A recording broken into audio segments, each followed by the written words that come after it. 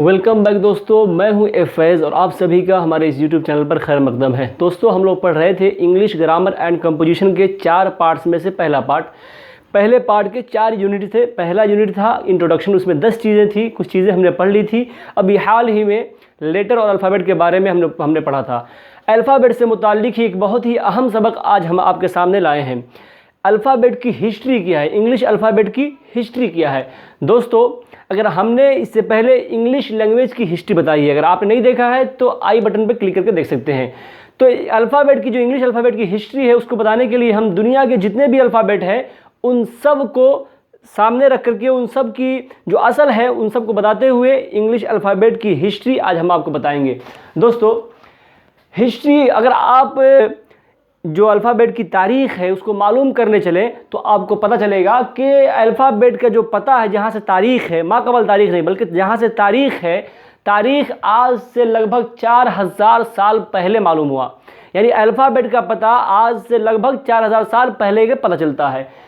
Exact ईसा अलैहिस्सलाम की पैदाइश से 1800-1900 साल पहले, यानी 1800-1900 साल क़ब्ल मसीह में मिस्र के अंदर इजिप्शियन हायरोग्लिफ्स, मिस्र के अंदर लोग तस्वीरों का इस्तेमाल करते थे अपनी ज़ुबान को लिखने के लिए, जिसको हायरोग्लिफ्स कहा गया।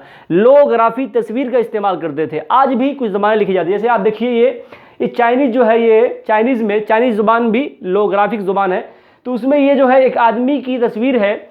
अगर आप इसको लोग इससे बेटा मुराद लेते, बोई, और इसको लोग पढ़ते नन्हाई, जहाँ भी बेटा लिखना हो इसको उठा कर रख देंगे वहाँ। तो आज भी ये जो तस्वीरों के ज़रिए ज़ुबान लिखी जाती हैं।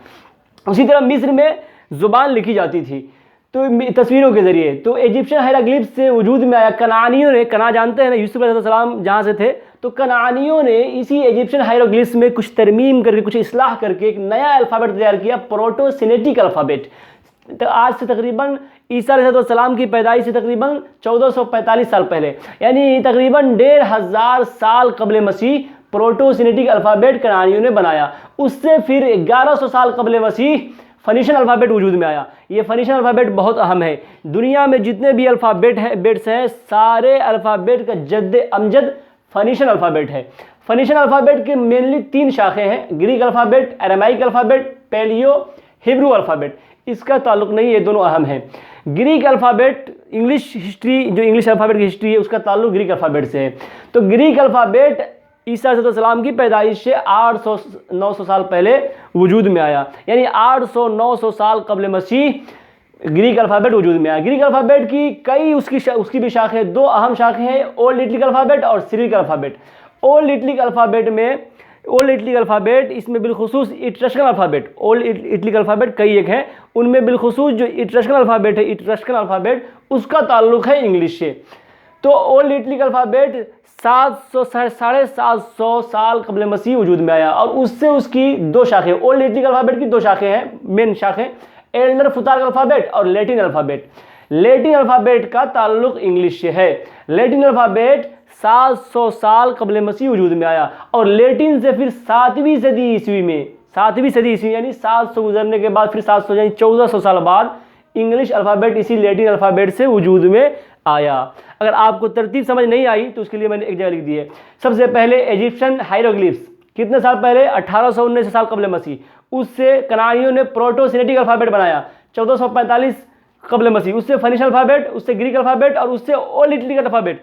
ओल्ड लिटिल अल्फ़ाबेट में बिलखुसूस इट्रस्कन अल्फ़ाबेट और उससे फिर लैटिन अल्फ़ाबेट और लैटिन से फिर इंग्लिश अल्फ़ाबेट। ये पूरी तरतीब है।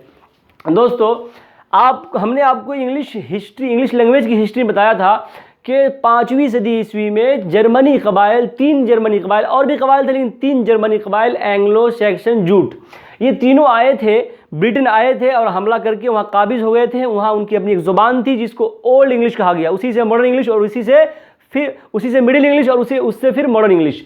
तो ओल्ड इंग्लिश उनकी ज़ुबान थी और उन लोगों ने अपना एक अल्फ़ाबेट बनाया था जिसको फुतोर्क अल्फ़ाबेट बोलते थे। ये निकला हुआ था एल्डर फुतोर्क अल्फ़ाबेट से और ये फिर ओल्ड लिटिल से और ये ग्रीक से और फिर ये फ़नीशियन से।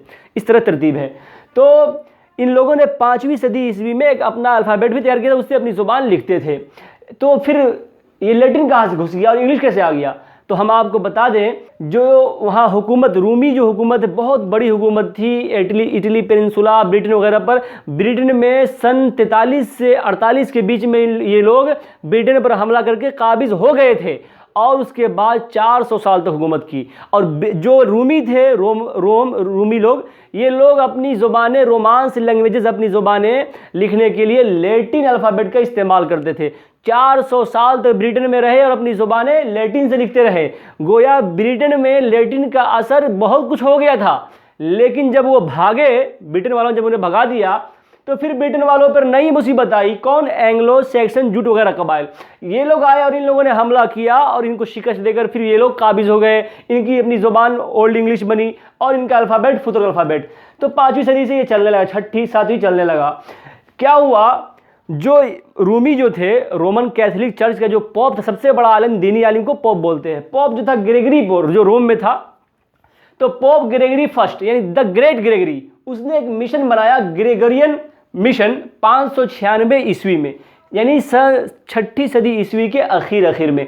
और ये मिशन दे दिया किसको? ऑगस्टीन को। ऑगस्टीन ये मिशन लेकर के कहाँ पहुँचा? ये रोम से पहुँचा। फिर ये ब्रिटेन में एंग्लो सैक्सन थे, वहाँ का जो राजा था, केंट का राजा था एथलबेट, उसको इसने क्या किया, 3-4 सालों में, सन 601 हिजरी में इसको ईसाई बना दिया। अब वो ईसाई बन गया तो उसने बहुत सारे इबादत खाने बनाए, ईसाइयों के कलीसियाएं बनाई।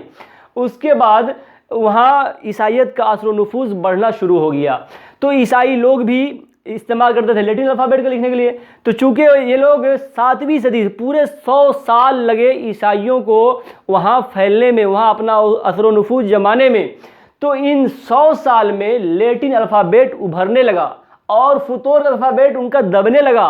धीरे धीरे 7वीं सदी ईस्वी में ये एकदम मगलूब होकर रह गया। उसके बाद ये भी हल्का फुल्का चलता रहा, ये ज़्यादा चलता रहा। सन 1011 ईस्वी में एक राहिब, ईसाई राहिब, जो राइटर भी था, बीट फत, इसने क्या किया, लैटिन के 24 अल्फाज जो हैं वो लिए और एंग्लो सैक्सन के अल्फ़ाबेट, फुतुर अल्फ़ाबेट में सिर्फ 5 लिए और 29 लेटर वाला एक अल्फ़ाबेट बना दिया, इंग्लिश अल्फ़ाबेट। तब से वो चलने लगा। उसके बाद सन 1166 ईस्वी में नॉर्मन कॉन्क्वेस्ट, जो बहुत मशहूर है, नॉर्मन ने जब फतह किया ब्रिटेन को, तो उन लोगों ने ये फुतोर अल्फ़ाबेट को सिरे से मिटा ही दिया। ये जो इंग्लिश अल्फ़ाबेट है, इसको लेकर वो चलने लगे और 19वीं सदी ईस्वी तक इंग्लिश अल्फ़ाबेट में कमी बेशी होती रही। 19वीं सदी ईस्वी में इसको करार आया, ये मुस्तकर हुआ ये, और वहाँ से फिर आम हुआ। तो ये पूरी इंग्लिश अल्फ़ाबेट की हिस्ट्री है। दोस्तों, एक चीज़ हम अहम है उसकी तरह इशारा कर दें, जो हमारी ज़ुबान है उर्दू, अरबी, जो हम लोग जिससे उनका तो हमारा ताल्लुक़ है, तो ये किससे? फ़नीशियन अल्फ़ाबेट से अरामाइक अल्फ़ाबेट आया और अरामाइक अल्फ़ाबेट की 3 अहम शाखें थी। इसकी 3 अहम शाखें ग्रीक, अरामाइक, पैलियो, और अरामाइक की 3 अहम शाखें थी, ब्राह्मिक, नबातियन स्क्रिप्ट, हिब्रू स्क्रिप्ट। ब्राह्मिक से एक स्क्रिप्ट निकला, गुप्ता स्क्रिप्ट, ये संस्कृत को लिखने के लिए इस्तेमाल हुआ। सिद्धाम स्क्रिप्ट, ये बंगाली और असामी को लिखने के लिए इस्तेमाल हुआ। नबाती क्या है? असल में अम्बात एक हुकूमत थी, मुस्तकिल हुकूमत थी, जिसकी राजधानी बतरा थी, जो आज उर्दून में शहर है। तो अम्बात आज हुकूमत नहीं रही, बल्कि वो आज 5-6 मुल्कों का हिस्सा बन गया है, उसके इलाके 5-6 मुल्कों के हिस्सा बन गए हैं। तो वहाँ के रहने वाले को नबती बोलते थे। तो नबती स्क्रिप्ट था, नबती स्क्रिप्ट से रस्मुल ख़त से अरबी, और अरबी से फ़ारसी, और फ़ारसी से उर्दू रस्मुल ख़त या अल्फ़ाबेट वजूद में आया। और इसका एक शाख थी हिब्रू यानी इब्रानी। तो ये कुछ अहम चीज़ें थी जो हमने बता देना मुनासिब समझा। दोस्तों, एक बहुत ही दिलचस्प चीज़ की तरफ हम इशारा करना चाहते हैं, वो ये है कि जो अब अलिफ बा जीम दल जो हमारे जो हरूफ तहज्जी है अरबी के, ये दरअसल इसकी तरतीब अब्दुल मलिक बिन मरवान की खिलाफत से पहले अबजद हव्वज हुत्ती वाली तरतीब थी, अलिफ बा जीम दाल हव्वज हा वाउजा। तो उस तरतीब को अगर आप देखेंगे तो सब उसकी झलक सब में नज़र आएगी। फ़नीशियन अल्फ़ाबेट को अगर आप पढ़ेंगे तो कैसे, अलिफ, बेत, गीमेल, डेलेट, अबजद, हे, व, ज़ैन, हव्वज, यानी फ़नीशियन में भी इसकी झलक नज़र आती है, साफ झलक। फ़नीशियन से ग्रीक और अरामाइक, ग्रीक में देखिए अल्फ़ा, बीटा, अलिफ, बा, देख रहे हैं, गैमा, डेल्टा, जीम दाल, एप्सिलन जीटा, एप्सिलन हव्वज को ई बना दिए है, एप्सिलन जीटा अव्वज, और ईटा थीटा, हुत्ती को हा को ई बना दिए, ईटा थीटा हुत्ती। तो इस तरह से उसमें झलक है। अरामाइक भी सेम है, जिस तरह फ़नीशियन उस तरह सेम है, अलिफ बेत। तो इसमें झलक नजर हत्ता कि आप लैटिन में भी देखेंगे, लैटिन में ए बे के डे इस तरह है तो अबजद, हत्ता कि इंग्लिश में भी आपको इसकी साफ झलक नजर आती है। इंग्लिश में देखिए ए बी सी बन गया है, ये जी, सी बन गया डी अबजद, ई एफ जी अव्वज, एफ जायद है इसमें। उसके बाद आप कलेमन, काफ के एल एम एन, कलेमन। इस तरह से बहुत इसके अंदर बहुत झलकियाँ हमारे जो असल जो है अबजदी जो तरतीब है, अबजदी जो जिसको हुरूफ तहज्जी है, उसकी साफ झलक इनमें नज़र आती है। दोस्तों अरबी में पहले सा खा दाल सखद और जज्जग ज़्वाद ज़ो गैन ये हुरूफ नहीं थे।